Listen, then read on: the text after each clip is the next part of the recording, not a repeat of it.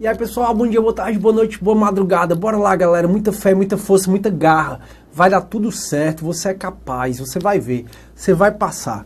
Turma, a gente está estudando ainda concurso de pessoas. Ainda nessa aula eu vou terminar a matéria de concurso de pessoas e já vou iniciar de concurso de crimes.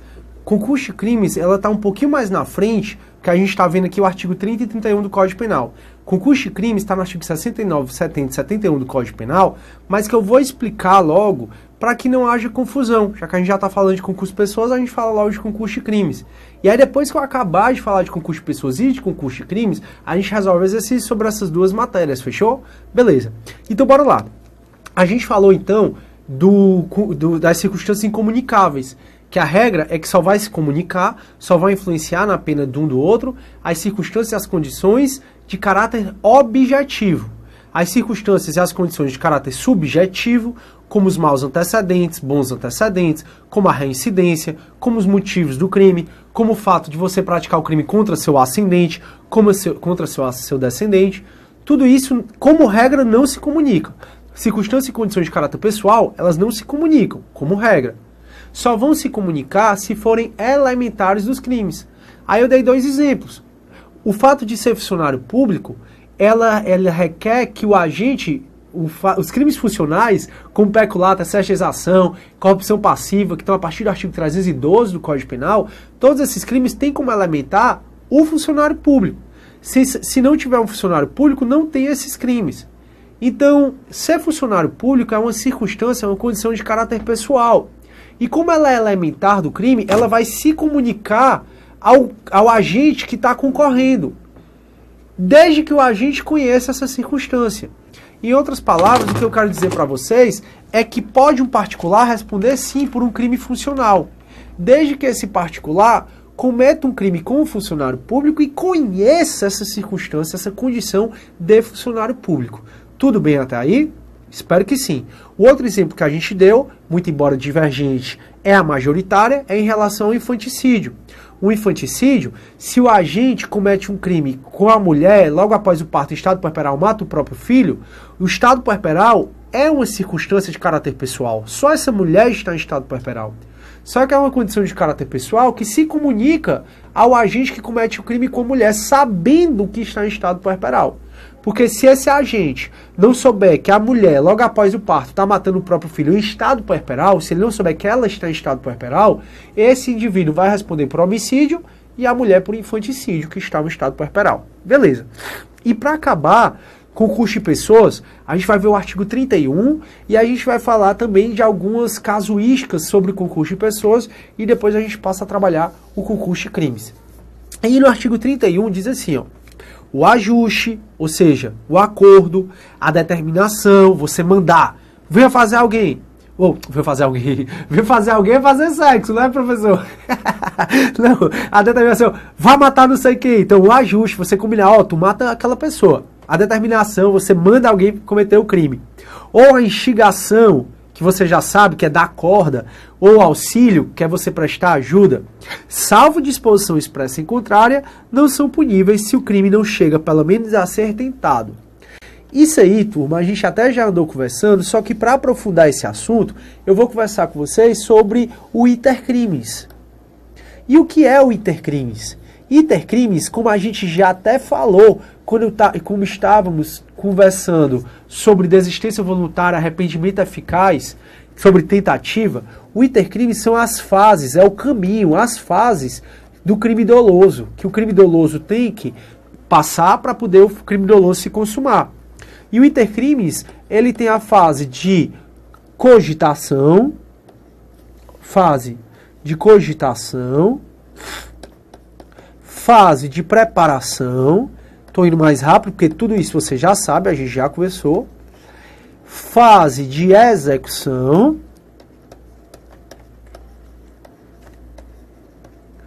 e finalmente, fase de consumação. Para a doutrina majoritária, o intercrime só tem 4 fases.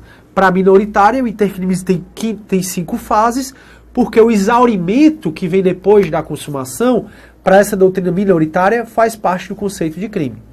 Então, o intercrimes é a fase do crime doloso. Eu já disse para vocês que você nunca é punido se só pensar em cometer o crime. Se você só pensar em cometer o crime, você nunca é punido. Até porque, se fôssemos punidos, se pensássemos em cometer o crime, todos nós seríamos punidos por alguma coisa. Porque quem nunca pensou em cometer crime? Todo mundo já pensou. O que esse artigo 30 está falando para a gente é que a regra é que fase preparatória não é punida. Se você só pensa em cometer o crime e prepara o crime sem executar, você não vai ser punido por nada. O que esse artigo 30 está dizendo para a gente, tecnicamente falando, é que você só vai ser punido se entra na fase de execução. E aí a gente já viu. Se eu entro na fase de execução e consumo, respondo pelo crime consumado. Se eu entro na fase de execução e não consumo por circunstâncias alheias à minha vontade, eu respondo pelo crime na forma tentada. Então o que o artigo 30 está dizendo é que o ajuste, a determinação, a instigação, o auxílio, tudo isso são fases preparatórias. Como regra, não são punidos. Em outras palavras, o ajuste, a determinação, o auxílio, a instigação só vai ser punido se o crime chega a ser tentado. E para o crime ser tentado, o indivíduo tem que entrar na fase de execução e passa para a consumação, aí vai ser consumado, e se ele não consuma por circunstâncias alheias à sua vontade, vai ser na forma tentada.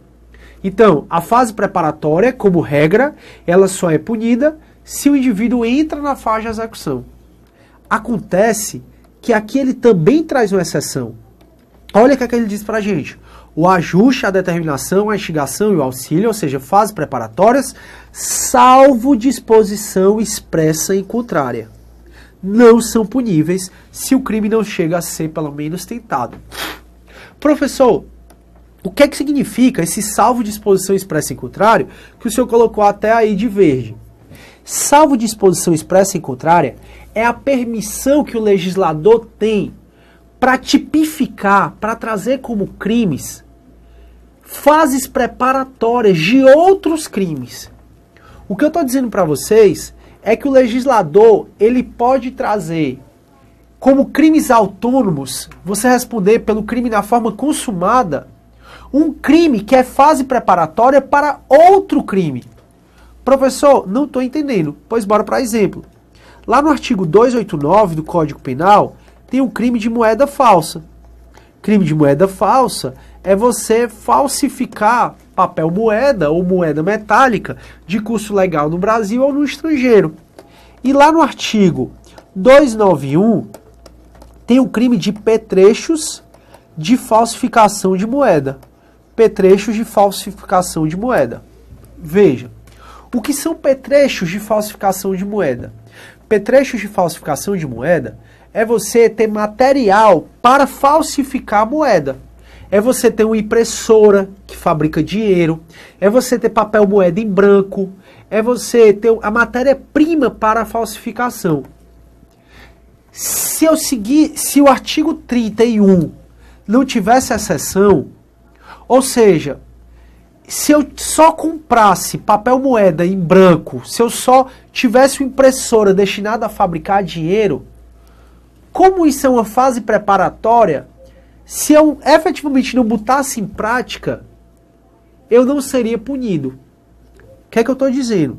Estou dizendo que se esse artigo 31 não tivesse essa exceção aqui que está em verde, o fato de eu adquirir papel moeda em branco, o fato de eu ter uma impressora para fabricar dinheiro, não seria punível. Por quê? Porque são meras fases preparatórias para você cometer o 289.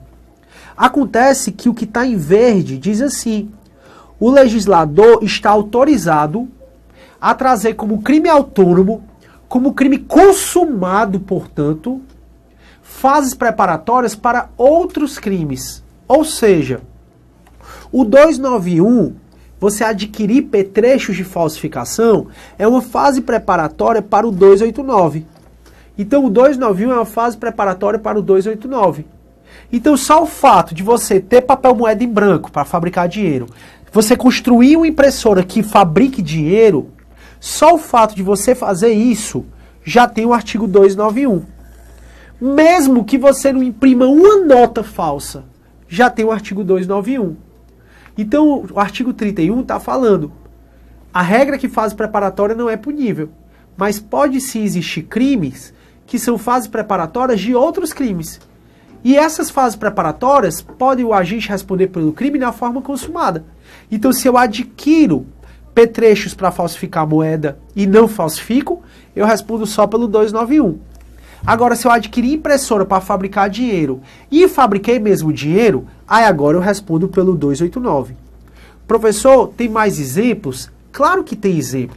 Quadrilha do 288 é um crime que é fase preparatória para outros crimes. Mas a quadrilha é punida como crime autônomo. Por exemplo, se quadrilhas são 4 ou mais pessoas, isso pelo Código Penal, porque se for pela lei de drogas são 2.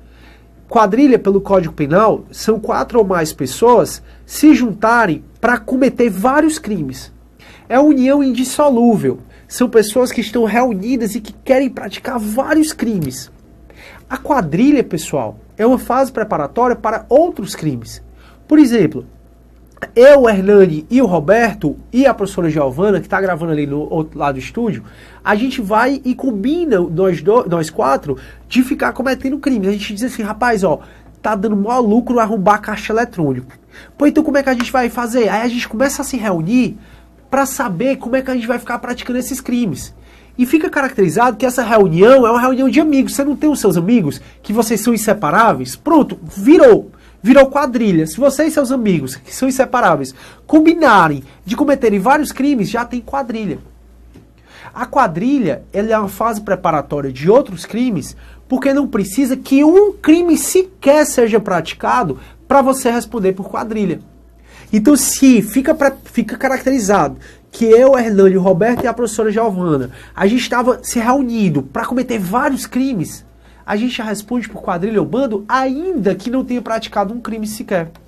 O que eu estou dizendo para vocês é que a quadrilha é uma fase preparatória, é um crime que é fase preparatória para outros crimes. Mas o legislador se utilizou dessa exceção aqui, que está em verde, para trazer crime que é fase preparatória de outro crime. Professor, tem mais exemplos? Claro que tem. Na própria lei de drogas tem o crime de petrechos de drogas. Você tem material para fabricar droga. Você ter material para fabricar droga já tem crime autônomo, ainda que você não fabrique uma droga sequer. São fases preparatórias punidas já como crimes autônomos.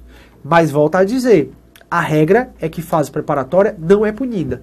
A regra é que só é punida se a fase preparatória entrar na fase de execução. Essa é a regra, mas comporta exceção, como a gente já falou, essas 3 exceções, e ainda tem outra. O crime do 286, do 287, também são fases preparatórias para outros crimes, e por aí vai. 286 e 287 do Código Penal, que é a instigação ao crime e apologia de crime ou fato criminoso. E aí, turma, para acabar com concurso de pessoas e a gente iniciar conversando um pouco sobre concurso de crimes e depois resolver vários exercícios, a gente vai falar de algumas casuísticas. As casuísticas são as seguintes. Professor, a gente conversou sobre desistência voluntária, sobre arrependimento eficaz. Vamos supor que o partícipe ele tenha instigado o autor a cometer o crime. Eu instiguei o Roberto a cometer um crime. Só que o Roberto, ele desiste de prosseguir na execução. Ou o Roberto, ele termina a execução e impede a consumação. Ou seja, o autor se arrepende. O partícipe, eu, instigo o Roberto a praticar o crime e o Roberto, ele não pratica crime nenhum. Nesse caso, o partícipe é punido? Já vimos que o partícipe não é punido nesse caso. Então, se o autor se arrepende, se o autor está cobertado pelo artigo 15 do Código Penal, desistência voluntária ou arrependimento eficaz, o partícipe não é punido. Perfeito. Agora, se o partícipe se arrepende, tem como ele não ser punido, mesmo que o autor pratique o crime? Como assim? O Roberto chega para mim e diz que tá com problema. Eu disse, tu já pensou em matar o João? Aí Roberto, não, vou lá matar agora. Aí o Roberto tá indo matar o cara, e eu disse, putz, eu não devia ter falado isso não. Rapaz, tô arrependido. Pessoal, o partícipe só vai deixar de responder, no caso dele se arrepender, se ele conseguir fazer com que o autor não pratica efetivamente o crime. Em outras palavras, se o partícipe se arrepende, ele só deixa de responder pelo crime se esse convencimento dele de fazer com que o autor do crime não pratique o crime for eficaz. Então, se ele não consegue fazer, se eu não consigo fazer com que o Roberto deixe de matar a pessoa, eu respondo sim pelo crime, ainda que tenha me arrependido. Então, caso o autor não pratique o crime, o partícipe não responde por nada. Agora, se o partícipe se arrepende e o autor pratica o crime, o partícipe responde sim. Para o partícipe deixar de responder, o partícipe tem que ter uma eficácia, tem que ser eficaz esse convencimento dele de fazer com que o autor não pratique o crime. Então, se o partícipe se arrepende, para ele não responder, o partícipe, ele precisa convencer o autor a não mais praticar. Agora, será que é possível participação omissiva em crime comissivo? Essa aqui, turma, você já sabe. Essa aqui é sim possível. Por quê? A gente estudou o artigo 13, parágrafo 2º do Código Penal. E lá no 13, parágrafo 2º, tem o garantidor. O garantidor é aquele que tem, por lei, o dever de evitar o resultado. É aquele que tem a obrigação de proteção, cuidado ou vigilância de evitar o resultado. É aquele que, de outra forma, assumiu o risco de evitar o resultado. Então, veja, é possível que haja a participação por omissão no crime comissivo? E a gente já deu exemplo. Lembra que eu falei que se eu estou sendo assaltado, tem um policial do meu lado, o policial pode evitar e não evita, ele diz assim, poxa, o Estado me paga muito pouco. O policial pode evitar o crime e não evita. Lembra que eu falei que o policial responde pelo mesmo crime do assaltante? Pois muito bem, o policial foi omisso e participou num crime comissivo, no caso roubo. Então, é possível uma participação omissiva no crime comissivo? É sim possível a participação omissiva por um crime comissivo, desde que o partícipe tenha o dever de garantidor, desde que o partícipe ele se enquadre numa das situações do artigo 13, parágrafo 2º, que a gente já explicou.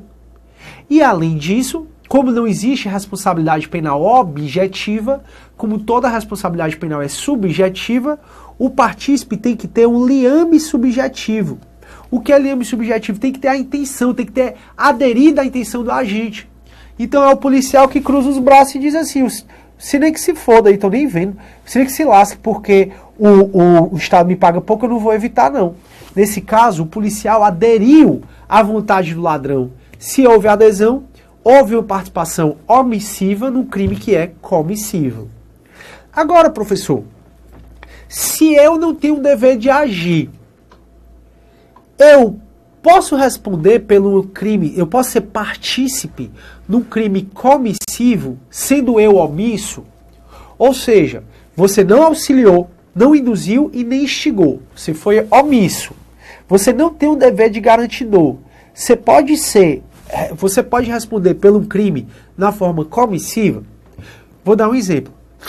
Outro dia, eu estava numa cidade, não quero dizer qual é, e eu estava no parque aquático e era um toboágua bem grande, bem alto. Tava um toboágua bem alto. E aí, pessoal, lá de cima, eu olhei para fora e vi um carro sendo roubado. Eu, Cisne, não tenho um dever de garantidor. Eu, Cisne, não tinha o que fazer. O que é que eu fiz? Eu gritei para alguém, eu chamei o segurança? Não, eu olhei o roubo lá do carro, o cara quebrando o vidro e levando a bolsa, olhei o roubo lá do cara e desci do toboágua normal e continuei brincando. Tudo bem que depois que eu desci do toboágua eu fui avisar para a segurança do parque, até porque se o carro de outro estava sendo roubado, o meu também podia ter, né? Aí eu fui avisar para a segurança do parque. Mas nesse caso, se eu não tivesse ido avisar para a segurança do parque, eu poderia responder pelo roubo daquele ladrão? Claro que não, porque eu não tenho o dever, eu não sou garantidor de evitar aquele resultado. Diferente seria se eu fosse policial. Se eu fosse policial, eu teria a obrigação de ir atrás, de descer, de chamar a segurança, de não sei o quê. Aí nesse caso, Como eu, Sidney, não tenho um dever de garantidor, dever de evitar aquele resultado, não tem como você dizer que eu fui partícipe por ter sido omisso. Então, a participação por omissão no crime comissivo só pode existir se o agente for garantidor e se ele tiver liame subjetivo. Porque se o agente, se por exemplo o cara tá lá do outro lado da rua, vendo um assaltante roubar, o cara não é policial, o cara pode ficar só olhando, dizendo assim, eu acho é bom. Por exemplo, eu tô lá, o João tá parado olhando os carros, aí vê o ladrão lá roubando o carro e diz, eita, aquela mulher se lascou, ó, tô nem aí. Você pode dizer que o João, que não é garantidor, não é policial, vai responder por essa omissão dele? Claro que não. Se ele não tem o dever de agir, a gente chama de conivência impunível ou participação negativa. Participação negativa ou conivência impunível é o fato do agente que não tem o dever de garante, ele não evitar, ele ser omisso frente a um crime. Ora, se ele não tem o dever de garantir, ele não tem o dever de evitar o resultado. Então aquela omissão dele não representa nenhum crime para ele. Perfeito. E terminada essas casuísticas, a gente vê as últimas observações para entrarmos efetivamente em concurso de crimes. E a primeira observação é a seguinte: é cabível, e essa é divergente, é cabível a participação em crime omissivo próprio, mas não a coautoria. Turma, é bem divergente isso mesmo. É cabível a participação em crime omissivo próprio. Crime omissivo próprio é aquele crime onde você... o crime omissivo próprio é aquele crime em que o núcleo do tipo penal é um verbo omissivo. Deixar de fazer alguma coisa. Você deixar de prestar socorro a alguém quando você pode fazer e não faz. Então, é bem divergente dizer que só cabe a participação em crime omissivo próprio, mas não cabe a coautoria. Eu já sou a favor de que cabe a participação, sim, em crime omissivo. Aliás, cabe a coautoria, sim, em crime omissivo próprio. Por exemplo, e até já caiu no CESP isso. O indivíduo, eu estou falando com você no celular, e você está no celular, e aí vê que tem uma pessoa no chão, estatalhada no chão, precisando de socorro. Você me fala, e eu digo, rapaz, sai daí. Aí tu, não, mas eu posso ligar para a polícia, eu posso... Rapaz, sai daí, sai. Aí você sai. Nesse caso, já caiu no CESP que o indivíduo é coautor do crime de omissão de socorro, o indivíduo que estava no telefone. Para essa doutrina que diz que é cabível a participação em crime omissivo próprio, mas não a coautoria, nesse caso seria partícipe. Então eu coloquei aqui essa divergência só para você ficar atento do seu concurso. No caso do CESP, o CESP já deu essa resposta, dizendo que aquele que induz por telefone o indivíduo a sair, ele é coautor do crime de omissão de socorro, e não só um mero partícipe. Mas como eu estou falando, isso é muito divergente ainda. Eu não tenho uma posição fixa, porque vai depender do examinador, da banca examinadora e do examinador que vai fazer essa questão. Aí beleza, próximo. É cabível a participação e coautoria em crime omissivo impróprio, que a participação eu já falei. Participação em crime omissivo impróprio é o exemplo do policial que fica de braços cruzados. E coautoria também. Imagine que são dois policiais, eles me veem sendo assaltados e eles cruzam os braços e não fazem nada. Então os dois, eles vão responder. É cabível então a participação e a coautoria em crime omissivo impróprio, e é possível a coautoria em crime culposo, porém não é possível a participação. Quando eu fiz a tabelinha, eu já conversei sobre isso com vocês. É possível sim a coautoria em crime culposo, mas não é possível a participação. E com isso, turma, a gente termina com o curso de pessoas. Antes de resolver exercício, eu quero resolver com vocês só 3 coisinhas sobre concurso de crime. Concurso material, concurso formal e crime continuado. E para ser bem sincero, eu só não vou responder exercício agora porque eu trouxe o material errado e as questões que eu tenho aqui são questões que estão um pouquinho antigas. Aí então eu vou fazer o seguinte, como o Roberto me avisou que só faltam 5 minutos para acabar a aula, eu vou acabar a aula aqui. Aí a partir da próxima aula, que eu vou gravar amanhã, aí eu vou e coloco todas as questões de 2013, como eu combinei com vocês, questões as mais atualizadas possíveis, e aí depois eu passo a falar de concurso de crimes. Pode ser assim? Fica melhor para mim e para você. Tchau galera, tudo de bom e fiquem com Deus.